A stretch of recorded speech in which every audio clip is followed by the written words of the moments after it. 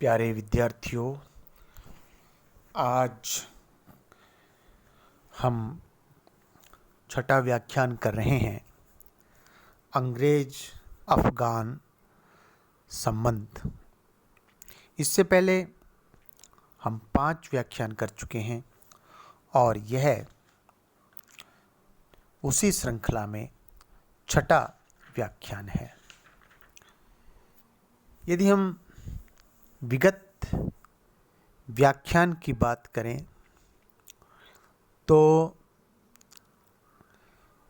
पिछले व्याख्यान में हमने अफ़गानिस्तान के बारे में, अंग्रेज़ों की जो अफ़गान नीति थी उसके बारे में, नेपोलियन से किस प्रकार अंग्रेज़ भयभीत थे, इसलिए अफ़गानिस्तान में जाना चाह रहे थे। रूस का भी उनको भय था, इसलिए वो अफ़गानिस्तान जाना चाह रहे थे। अफ़गानिस्तान पर अपना अधिकार स्थापित करना चाह रहे थे, क्योंकि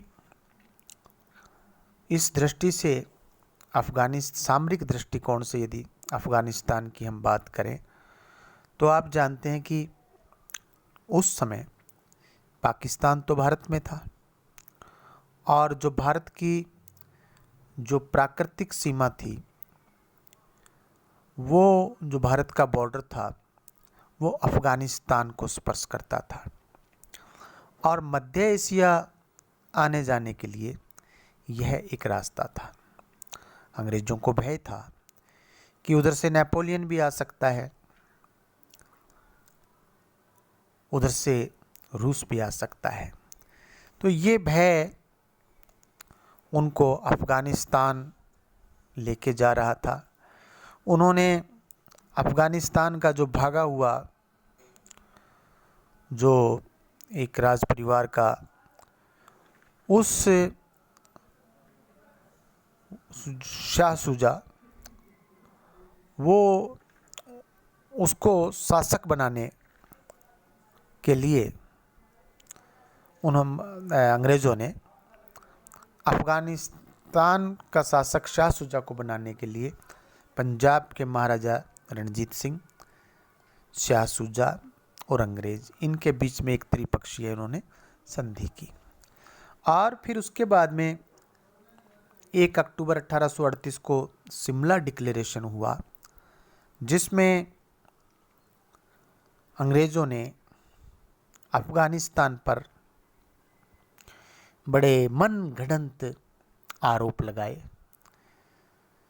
उस समय जो गवर्नर जनरल था ऑकलैंड, उसने यहाँ से जो रिपोर्ट भेजी और इस घोषणा पत्र में जो बातें लिखी ताकि बोर्ड ऑफ डायरेक्टर्स को गुमराह किया जा सके, ताकि इंग्लैंड सरकार को गुमराह किया जा सके और आक्रमण करने के सारे बहाने उसने तैयार कर लिए और उन्होंने आक्रमण किया। पिछले व्याख्यान में हमने किया था उस आक्रमण का क्या नतीजा निकला। शाह शुजा को उन्होंने एक बार वहाँ पे शासक बना दिया, लेकिन अफ़गानों ने शाह शुजा को पसंद नहीं किया, क्योंकि वो विदेशी लोगों को साथ में अफ़गानिस्तान ले आया। अफ़गानिस्तान के लोग जो कि अपनी स्वतंत्रता के प्रति बड़े दृढ़ संकल्प वाले थे, स्वच्छंद प्रकृति के लोग थे, वो अंग्रेज़ों का वहाँ उपस्थिति और उनका हस्तक्षेप स्वीकार नहीं कर सकते थे। तो शाह शुजा को उन्होंने मार भगाया और शाह शुजा को मार भगाया। उसके स्थान पर अकबर खां, जो कि वहाँ के पूर्व शासक दोस्त मोहम्मद का पुत्र था, दोस्त मोहम्मद के पुत्र अकबर ने अंग्रेज़ों के नाक में दम कर दिया, उनको पराजित कर दिया और एक अपमानजनक संधि के लिए उनको बाध्य किया। अंग्रेज़ों की ऐसी दुर्गति पहले कभी नहीं हुई थी। वहाँ से जो अंग्रेज़ सेना लौट रही थी, 16,000 सैनिक वहाँ से चले थे अफ़गानिस्तान से, लेकिन भारत एक ही पहुँचा। अब आप सोचिए कितनी बड़ी दुर्गति थी। इतना ही नहीं, जनहानि तो जो थी लगभग 20,000 जवानों का बलिदान हुआ वहाँ। इसके साथ साथ धन हानि भी बहुत हुई। 15 लाख रुपए व्यय हुए उस जमाने में। ये 15 लाख रुपए विद्यार्थियों इंग्लैंड से नहीं आए थे, ब्रिटेन गवर्नमेंट ने यहाँ पर नहीं भेजे थे। ये 15 लाख भारत के थे, जिसको उस समय ब्रिटिश भारत कहा जाता था, भारतीय जनता के थे, और अंग्रेजों ने इसकी कीमत भारतीय जनता से वसूल की। तो ये इनकी इतनी दुर्गति हुई वहाँ पर, और इनके जो अंग्रेज इतिहासकार हैं उन्होंने भी उनकी नीति को सही नहीं माना, और फिर बाद में अंग्रेज़ों को अपनी नीति बदलनी पड़ी, और उनको चिंतन मनन के बाद हस्तक्षेप की नीति पर वो आते हैं, और उसमें ये कि अफ़गानिस्तान का जो शासक है उसको मजबूत किया जाए, ताकि वो मजबूत शासक उधर से आने वाले किसी भी तूफान को रोक सके। अंग्रेज उस मजबूत शासक के मित्र बने रहें, और समय समय पर ज़रूरत पड़े तो आर्थिक सहायता भी दी जाए। ये बातें हमने विद्यार्थियों पहले की हैं। अब हम शुरू कर रहे हैं अफ़गानों का जो दूसरा युद्ध हुआ है इंग्लैंड के साथ में, जिसका कार्यकाल 1878 से 1880।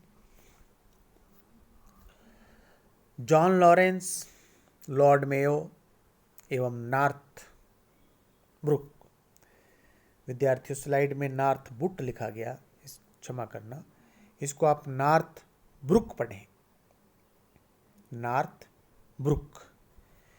ये जो नीति थी इनकी, इनके विरुद्ध इंग्लैंड में एक अति उत्साही दल अफ़गानिस्तान के साथ एक प्रतिबद्ध संधि करने पर जोर देता रहा और अग्रगामी नीति का पक्षधर।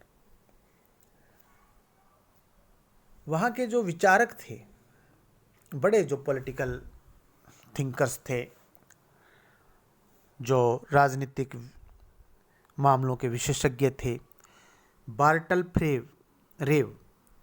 फ्रेरेव व हेनरी रॉलिंसन, आपकी स्लाइड पे नाम आ रहे हैं, जैसे विचारक भी इसी नीति के समर्थक थे कि अफ़गानिस्तान के साथ समर्थन उनका जो है कोई नीति, उनके कोई संधि उनके साथ में की जाए, और कोई प्रतिबद्ध संधि उनके साथ में हो। इंग्लैंड का जो प्रधानमंत्री उस समय जो बना, डिज़रेली के प्रधानमंत्री बनने पर, अब जब कोई भी सरकार बदलती है तो वहाँ पर एक उम्मीद सभी पक्ष के लोगों को होती है, और ऐसा लगा कि शायद अग्रगामी नीति पर कुछ बातचीत आगे बढ़ेगी। डिज़रेली साम्राज्यवादी नीति को उसने अडॉप्ट किया, और उसने लॉर्ड लिटन, जो कि साम्राज्यवादी विचारधारा का व्यक्ति था, उसको भारत का गवर्नर जनरल बना करके भारत भेजा। उस समय जो दुनिया का जो परिदृश्य था 1870 के बाद, संपूर्ण विश्व में साम्राज्यवाद का पुनः उत्थान होता हुआ हमें दिखाई देता है कि जितने भी दुनिया के जो बड़े देश हैं वो साम्राज्यवादी विचारधारा पर कार्य कर रहे थे। इंग्लैंड और रूस की प्रतिद्वंद्विता भी काफ़ी तीव्र हो गई थी। ब्रिटिश सरकार पुनः मध्य एशिया में व्यापारिक और वित्तीय घुसपैठ के लिए तत्पर हो गई। क्रीमिया युद्ध में रूस की हार के बाद अंग्रेजों ने अपना ध्यान विशेष रूप से मध्य एशिया पर केंद्रित किया और अफगानिस्तान को एक शक्तिशाली प्रतिरोधक के रूप में मजबूत बनाने की नीति अपनाई। विद्यार्थियों, महत्वपूर्ण बात है ये। अफगानिस्तान को एक शक्तिशाली प्रतिरोधक के रूप में मजबूत बनाने की नीति अपनाई। प्रधानमंत्री और उस समय जो भारत सचिव था, सेलिसबरी का लक्ष्य अफगानिस्तान को अधीनस्थ स्थिति में रखना था ताकि वह मध्य एशिया में ब्रिटिश विस्तार के लिए आधार बन सके। अफगानिस्तान को अपने सबऑर्डिनेट बना करके रखना, अपने अधीनस्थ बना करके रखना, ताकि मध्य एशिया में ब्रिटिश विस्तार के लिए उन्हें वहाँ पर एक प्लेटफॉर्म मिल सके। इसके अतिरिक्त साम्राज्यवादियों का जो एक मंसूबा जो रहता है वो हमेशा अपने राज्य के विस्तार का रहता है। तो अभी वो अफ़गानिस्तान को जो है अपने हिसाब से अपने लिए कैसे उसका उपयोग करना है उस नीति पर कार्य कर रहे थे। अफ़गान अमीर शेर अली, जो वहाँ का शासक, अपनी स्वतंत्रता के प्रति रूसी खतरे से अनभिज्ञ नहीं था, क्योंकि उसके उस तरफ जो रूस है वो रूस की दृष्टि वहाँ पर है। बताया ना मैंने कि 1870 के बाद पूरी दुनिया में साम्राज्यवाद चल रहा है। अब रूस भी साम्राज्यवादी नीति के आधार पर सोच रहा है और वो अफ़गानिस्तान पर उसकी दृष्टि है। लेकिन अफ़गानिस्तान का शासक शेर अली इसके बारे में जानता है, इसीलिए उत्तर से आने वाले किसी भी संकट के निराकरण के लिए वह अंग्रेजों के सहयोग को तत्पर था। ठीक है, दोनों की नीड है। अंग्रेज की नीड अपने हिसाब से अपन जिक्र करते हुए आ रहे हैं, लेकिन अभी अफ़गानिस्तान की भी नीड है कि वो अंग्रेजों के साथ में सहयोग करें। उसने रूस के विरुद्ध एक रक्षात्मक एवं आक्रमणात्मक संधि प्रस्ताव भारत सरकार के समक्ष रखा। साथ ही यह भी आग्रह किया कि वह आवश्यकता पड़ने पर आंतरिक या बाह्य शत्रुओं के विरुद्ध सैनिक सहायता का वचन दे। भारत सरकार ने इस प्रकार पारस्परिक और बिना शर्त वादा करने से इनकार कर दिया। दूसरी ओर लिटन, जो कि गवर्नर जनरल है, ने मांग की कि उसे काबुल में ब्रिटिश मिशन रखने और अफ़गानिस्तान के विदेश संबंधों पर नियंत्रण रखने का एक तरफा अधिकार दिया जाए। ऑल राइट, कि वहाँ हम अपना रेजिडेंट रखें और उनकी जो फॉरेन पॉलिसी है वो हम डिसाइड करें। ये लॉर्ड लिटन ने एक अपना डिमांड रखा। लिटन का जो मंतव्य था, शेर अली के मना करने पर एक और प्रयत्न वह करना चाहता था, और यदि वह भी असफल रहे तो वह बलपूर्वक दबाव की नीति में उसका विश्वास था। और वो बड़े आत्मविश्वास के साथ उसने एक स्थान पर अपने अधिकारियों में कहा कि मैं समझता हूँ कि शेर अली पर दबाव डालना कठिन नहीं होगा। शेर अली ने रेजिडेंट का स्वागत करने से इनकार कर दिया। अफ़गानिस्तान ने साफ कह दिया कि हम ब्रिटिश रेजिडेंट को अपनी राजधानी में, काबुल में या कहीं भी यहाँ रहने की इजाज़त नहीं देते उसने इनकार कर दिया। तब उसे ब्रिटिश विरोधी और रूसियों के प्रति हमदर्द रखने वाला कहा गया। इंग्लैंड के जो लोग हैं अब शेर अली को एक शंका की दृष्टि से देख रहे हैं, और क्रोधित होकर वायसराय जो लिटन है उसने घोषित किया कि अमीर की नीति, यानी कि शेर अली की नीति मध्य एशिया और पूर्व भारत में हमें मूर्ख बनाने की है, कि भाई वो हमें पागल बना रहा है। उसने गृह सरकार को झूठी सूचना भिजवाई। किसने? लिटन, जो गवर्नर है। उसने अपनी इंग्लैंड की जो गवर्नमेंट है, वहाँ का जो होम मिनिस्ट्री है, उसको सूचना भिजवाई कि ब्रिटिश शिष्टमंडल को शक्तिपूर्वक धकेल दिया है, और इस तरह उनसे युद्ध की घोषणा की अनुमति मांगी। उसने ये गलत रिपोर्ट भिजवा दी कि अफगानिस्तान में हमने हमारा शिष्टमंडल भेजा, जिसको अफगान के राजा ने शक्तिपूर्वक खदेड़ दिया और अब हमें युद्ध करने की अनुमति दें। अफगानिस्तान पर आक्रमण का औचित्य दर्शाते हुए घोषित किया कि लिटन घोषित कर रहा है, जो गवर्नर जनरल है, कि मैं उसे रूस के हाथों का औजार कभी नहीं बनने दूंगा। मेरा यह कर्तव्य होगा कि ऐसे औजार को उसके इस्तेमाल से पहले नष्ट कर दूं। और वह भी ऑकलैंड की नीति पर चलते हुए, ऑकलैंड जो कि प्रथम अफगान युद्ध के समय गवर्नर जनरल था, उस पर चलते हुए अफगान सत्ता को धीरे धीरे विघटित और कमजोर करने के पक्ष में था। अमीर से ब्रिटिश शर्तों को मनवाने के लिए 1878 में अफगानिस्तान पर एक नया हमला किया गया। 26 मई 1879 को शांति स्थापित हुई और शेर अली के पुत्र याकूब खान ने गंडमक की संधि पर हस्ताक्षर किए, जिसके तहत अंग्रेजों को जो कुछ उन्होंने चाहा था वह सब मिल गया। उन्हें कुछ सीमावर्ती जिले काबुल में रेजिडेंट रखने का अधिकार और अफगानिस्तान की विदेश नीति पर नियंत्रण प्राप्त हो गया। आप जानते हैं विद्यार्थियों, गवर्नर जनरल जो लिटन है वह यही चाह रहा था, लेकिन ब्रिटिश सफलता अस्थायी साबित हुई।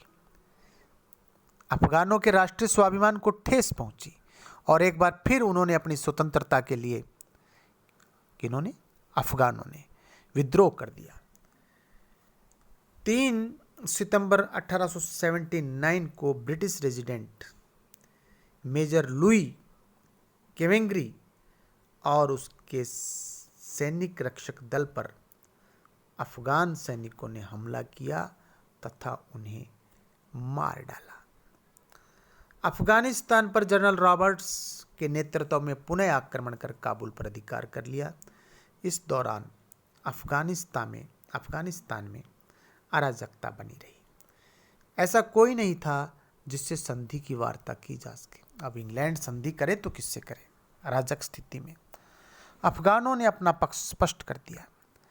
1880 में ब्रिटेन में सरकार बदली और गवर्नर जनरल भी बदला और लिटन के स्थान पर रिपन को गवर्नर जनरल बना करके भारत भेजा। रिपन ने लिटन की आक्रामक नीति को तेजी से बदल दिया और अफगानिस्तान के आंतरिक मामलों में हस्तक्षेप न करने की नीति अपनाई, जो प्रथम अफगानी युद्ध के बाद की बात है। तब भी उनको लगा कि भाई इनके मामले में हस्तक्षेप नहीं करना, क्योंकि अफगान लोग बड़े बहादुर थे। उनसे जंग जारी रखना लगातार कोई आसान कार्य नहीं था। तो लॉर्ड रिपन गवर्नर जनरल बनकर के यहाँ आए और उन्होंने दोस्त मोहम्मद के पोते अब्दुल रहमान को नया शासक बना दिया। अफगानिस्तान का शासक स्वीकार कर लिया। अफगानिस्तान में ब्रिटिश रेजिडेंट रखने की मांग को वापस ले लिया। बदले में अंग्रेज अब्दुल रहमान इस बात के लिए तैयार हो गया कि वह अंग्रेजों को छोड़कर किसी अन्य शक्ति के साथ संबंध नहीं रखेगा। विद्यार्थियों ध्यान रखना, ब्रिटिश रेजिडेंट रखने की बात को छोड़ करके शेष जो अंग्रेजी शर्तें थी वो अंग्रेजी शर्तें अब्दुल रहमान ने स्वीकार कर ली। भारत सरकार भी उसे आर्थिक सहायता देने तथा विदेशी आक्रमण की स्थिति में उसकी मदद के लिए तैयार होगी। अफगान अमीर भी अंग्रेजी सहयोग के महत्व को समझ गया, जो अब्दुल रहमान है, और इसलिए उसने सहर्ष इन बातों को स्वीकार कर लिया। इस प्रकार अफगान के अमीर का अपनी विदेश नीति पर नियंत्रण नहीं रहा और इस सीमा तक वह एक आश्रित शासक बन गया, मगर साथ ही उसका अपने देश के अंदरूनी मामलों में पूर्णतः नियंत्रण बना रहा। अब निष्कर्ष के रूप में हम यदि दूसरे अफगान युद्ध की परिणाम की बात करें तो यह अंग्रेज़ों के लिए उतना निराशाजनक नहीं था जितना पहले अफगान युद्ध का था। लेकिन अफगान संघर्ष से यह निश्चित हो गया था कि वे लोग अपनी स्वतंत्रता के लिए कटिबद्ध हैं और अंग्रेजी नियंत्रण अथवा उनको अधीनता में रखना नामुमकिन है। तभी विद्यार्थियों 1919 में वो समय भी आया जब अंग्रेज़ों को अफ़गानिस्तान छोड़ना पड़ा और अफ़गानिस्तान बिल्कुल स्वतंत्र हो गया। तो अफ़गान लोग अपनी स्वतंत्रता के लिए कितने कटिबद्ध थे, यह तथ्य उस समय अफ़गानों के लिए जितना महत्वपूर्ण था वह आज भी उनके लिए उतना ही महत्वपूर्ण है। यदि गवर्नर जनरल्स की बात करें तो लिटन की अपेक्षा रिपन की नीति अंग्रेज़ों के लिए लाभदायक सिद्ध हुई। अब उसने अफ़गानों पर निरर्थक नियंत्रण बनाए रखने का विचार छोड़ दिया। वस्तुतः रिपन ने लिटन था उसकी नीति के दोषों को छोड़ दिया, लेकिन उपलब्ध लाभों को बहुत सीमा तक बनाए रखा। लिटन की नीति